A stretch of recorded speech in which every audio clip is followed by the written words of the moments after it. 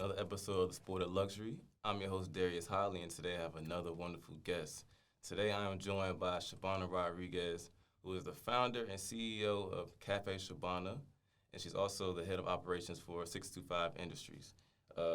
Today we're just gonna talk to Shabana. We're gonna learn a little bit about her, learn from her. Shabana, how you feeling today? I'm feeling good. Good. So, I know you told me off camera this is your first interview, so it's a pleasure to have you on Sport of Luxury for your first interview.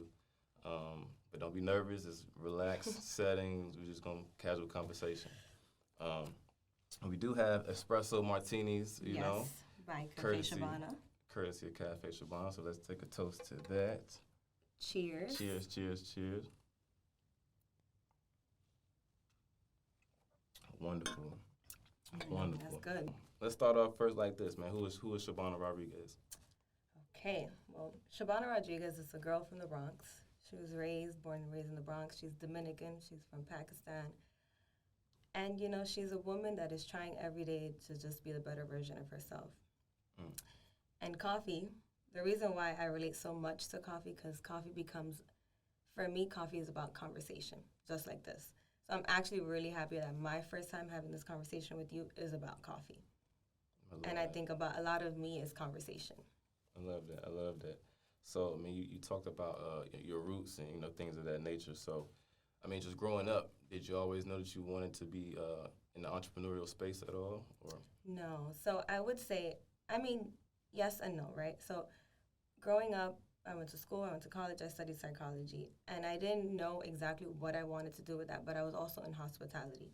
So I thought, to know the mind is to work with people. And I love the idea of, going to restaurants, having a drink, having that social moment with someone. So I started working at Cipriani at 19. And then I moved to Miami for the company. I became their HR manager. And in doing that, I was like, okay, well, I'm really working with people every single day. It's like what we do to have a living. We got to go to work every day. Mm-hmm. And that is what you do when you are an HR manager. You're making sure that the person's good, that, on both ends, that the employer is good to the person likes the job, and the business is moving. So I was able to see how a business run on that end. And then I stopped working for them. And then when I stopped working for them, I was like, okay, I was 27 at the time. I'm 27, I'm like, what do I do with myself? I still want to pursue this because one is the only experience I know. I have about almost 10 years in this, doing this. So I'm like, what do I do that I can keep using this and that will be able to translate into this? So I met a guy who owns 625 Industries, C's, and he was starting his company, or it was already kind of started, but it was growing at the time. And he's like, hey, I do think that what you do, you could bring on to this company. And it was a startup. So I'm like, wow, now I really get to use what I know, my experience, but also watch someone start from nothing and make it huge and beautiful and big. So and then I started working with 625. We're working with 625. I am doing HR, but now I'm working with the clients, I'm working with artists, and I'm working with an entrepreneur himself. So I'm like, okay, cool. I have the experience of HR. I get to travel. We get to work with clients on different types of events. So I'm doing that. And then we're curating a group of artists. So I get to learn different type of people, whether they're painters, they're graphic designers, they are designers design clothing, they're just consultants, whatever, right? So I'm getting to talk to different types of groups of people in a more fun way. So in doing all these different things throughout my 20s, I'm like, all right, cool. Then the idea of this happened. So I'm like, I was able to use all of my different experiences and bring it onto this. So I guess I must have always had the entrepreneur mindset, but not something that I thought of as a child. Yeah, no, that's amazing to see, and it's beautiful to see all of that experience tie back around to this moment, and then previously starting up the company. So what year did you launch the Café Shabana? This happened. I was on a job for 625, and we went to the Dominican Republic. We were supposed to be there for a week. This was March 2020. None of us believed what was really happening. We were just it's just a 2-week thing. We didn't think it was going to be what happens. So we go to Dominican Republic. We're there to shoot a campaign. And I was supposed to be there for a week, so I'm there for 1 week's worth of stuff with me. And the country closes, well, the whole planet closes down. Right. And we're just there. So I'm like, all right, well, we're going to figure it out. You know, I'm from the Dominican Republic, so the most I've ever been in DR was like a weekend prior to that moment. So I ended up staying there for 6 months. Basically, like, we couldn't leave. The country was closed, so we were just there. And being there, Steve's at the time had, well, still his family has coffee land, and they grow coffee. And that's how his family, like, was raised. That's what they made their money on and stuff. So I remember being there, and I'm like, have you guys ever tried what this coffee tastes like? And no one in the family, they were like, no, we just, you know, sell the green beans, and that's that. So I'm like, all right, well, you know, being bored during that time, there was nothing to do. And back then, I had always wanted a coffee shop. I never thought as far as like, oh no, I should just have coffee itself. So I'm like, all right, cool. One day we're gonna go try this. So one day I went, grabbed some coffee. I went to there's like a local roasting factory in the area. So I'm like, oh, let's go try and let's roast the coffee. So I tried it. I thought it was gonna have everyone in the town like trying and drinking the coffee. Then I finally come back to Miami and I bring it to my friends who are in restaurant business, and they were like, you have gold here. So when they, like, with that encouragement, I was like, all right, well, now is the time. And so it was 2020 when it was born. I love it. So, and I love, like, the aesthetics behind the brand. And so, like, talk to me about the design of the packaging. How did that come about? What was the inspiration? So the inspiration, well, the name is me, right?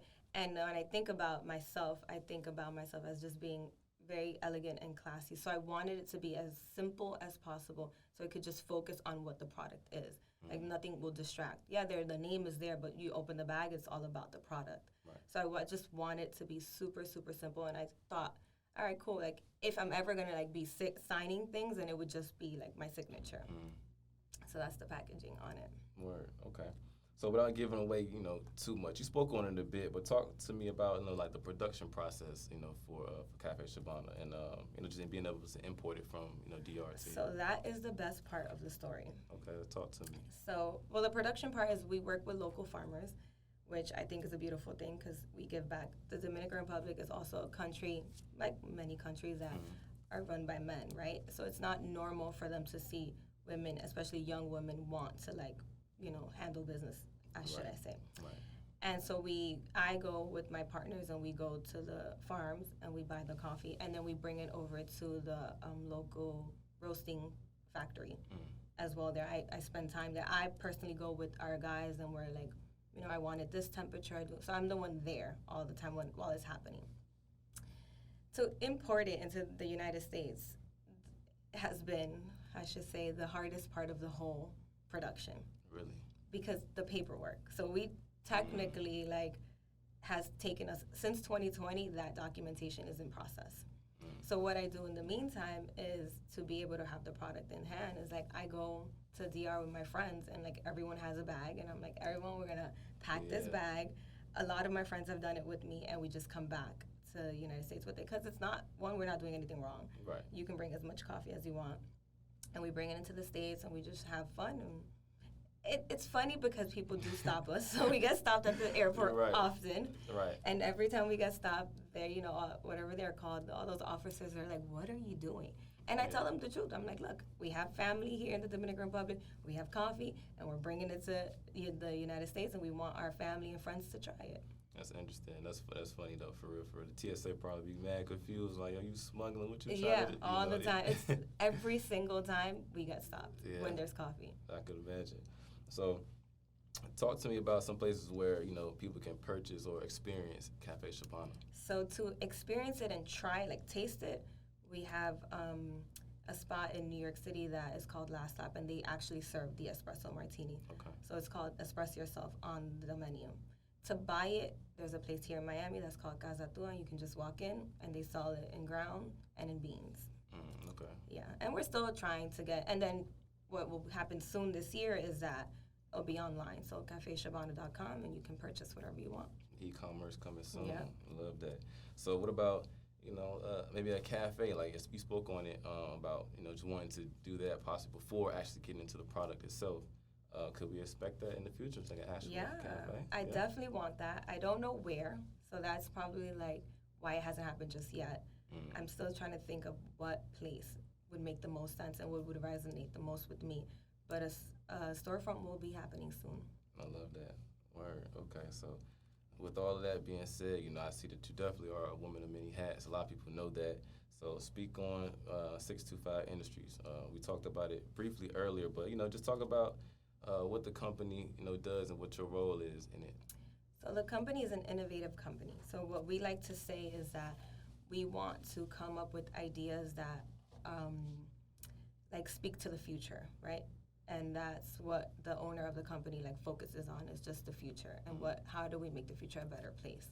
My role is the operations manager, and what I do there is I staff our work experiences. We basically do experimental experiences in different locations. So our major clients are Nike and Levi's, and we have fun. We'll customize certain different products depending on the time, the event, and the place. I curate the staff, so we find new cool young artists to bring together, and we have fun. We travel to different many places, and at the same time, we work really hard. We work really hard to make one-of-one pieces. I love it. So speaking of the places, what do you, in your opinion, what's some of the best places you guys have been to? I know it's so many. Y'all travel a lot, but if you could pick maybe like your top 3 places. My top 3, recently, last year we went to Thailand. That was like, I had never been to Asia, so for the first time that was an experience. It was beautiful, the food is great. So that would be my top 1. Then we went to Portugal. I love Portugal. We went to the south of Portugal. And what else? Toronto. I know a lot of people have gone there. I haven't. That was new for me. Yeah. And we went to Toronto. That sounds fun. It wasn't cold when y'all went, was it? No, it was summertime. Okay. It was summertime. Yeah. Good. Okay. So talk about, with your role at that company, how has that helped develop your business and leadership skills? I do think, like, when you work, how do I say, like, when you're kind of, like, self-employed, but at the same time, like, work from home, right? Like, you are your own person that has to put your own guidelines and, like, your schedule and your calendar. And to be able to, like, stick to that is a big thing. And trust me, I am still working on that. That is very hard to do. Like, coming from a place where I was at a 9 to 5 and someone else was like, hey, you have to come in every day, you have to show up, you have to do these things. And now, I mean, it's still same, I have a boss and I have things, but it's my time. He's like, hey, this is what you do, and you do it on your way and your time and however you do it, but you know that it has to get done. Right. So every day I'm like, I have to come up with my schedule. I have to come up with my breaks. I have to come up with how much time it's going to take me to do it, how much little time will it take me to do it. So I do think, as far as like my leadership skills, it's also watching myself get older and seeing, like, being around young artists and seeing how I can inspire them in different ways, whether they want to pursue art as a profession, and I'm here, managing a staff, right? It still translates somehow, but it's just more about, like, me seeing them and, like, seeing, like, wow, I used to be that, now I'm here, or what can I teach them as they grow into, like, their profession. So I do think that, if anything, it's, like, more about being focused. It's just creating your own structure. So I think that helps with my leadership skills, is just focusing on structure. Structure and discipline, like you said. Yeah. You're having to really, like, lock in, okay, this is my schedule, make sure I do X, Y, and Z. Exactly. The locking in is tough. Yeah, people think, like, I'm challenge. sure people see me on Instagram like, oh, she's having a great time. But they don't see that I'm, like, 7 days I'm stuck in the house trying to finish it all before I can go have some fun. Right. So speaking on that, it's a lot of preparation and going into creating these installations and doing all the events that you guys do. So tell me about, like, the feeling of, another successful event, like, when it's all said and done and you guys are wrapping up and it's just like done. I love it, right? I love to start something and then watch the finish.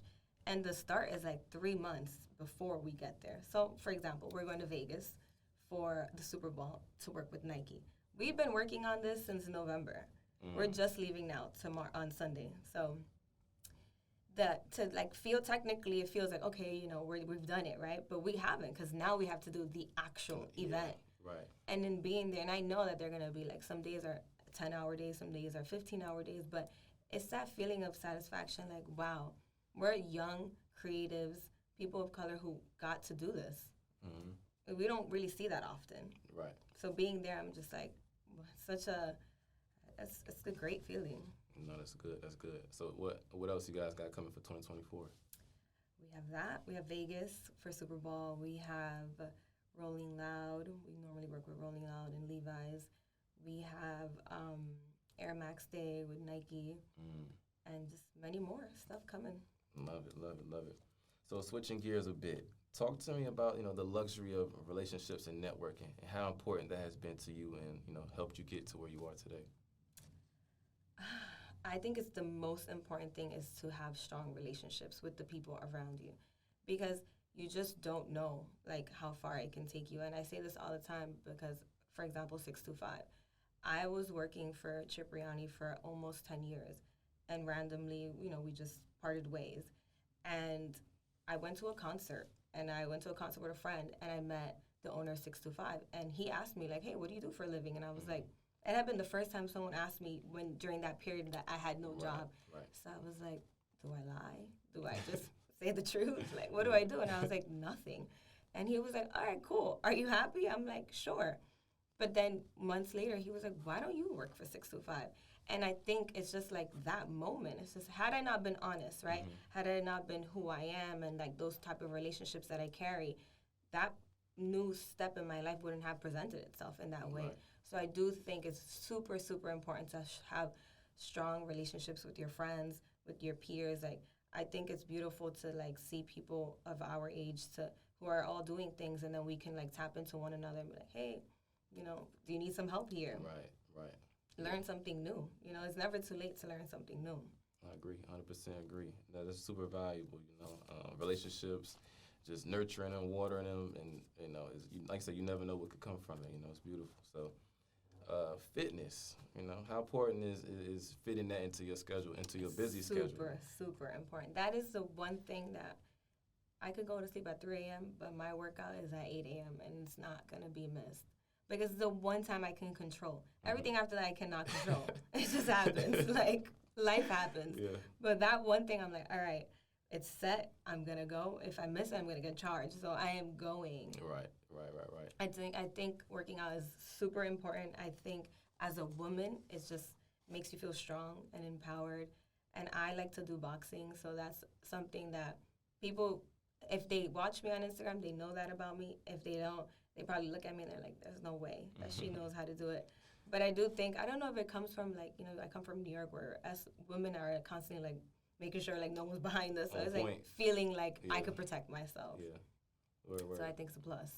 So what about, you like doing, like, group classes, like yoga, Pilates, etc.? I do, but if I have to pick my favorite, it's boxing. Then, like, weightlifting, and then the classes and Pilates and stuff like that. Gotcha. Word. So, of course, the physical development is amazing, but there's other aspects to fully developing into, the person we're supposed to be. So talk about your journey of growth and working to become the best version of yourself at this point. It's my friends. I think the women that I'm surrounded by, for sure, make me the better version of me. And I think it's super important to be around women who want better things, women who are successful, women who also may not know what they want, but we can tap into one another and be like, oh, encourage someone to do something, encourage someone else to be like, or like guide them in the right path or not. So I do think women and my friends are the ones who definitely make me the better version of me. I love it. Well, Shabana, it's been a true pleasure. Is there anything else you want to leave the people with today? Just, this year I think it's all about trying to be the better version of yourself. And I think working at that is the best thing that we can do. All right. I love it. Well, that's another episode of Sport of Luxury. I appreciate you for coming through. You guys know what to do, man. Like, comment, subscribe if you enjoyed the show. And I will see you on the next one. Amazing first time. Cheers. Thank you.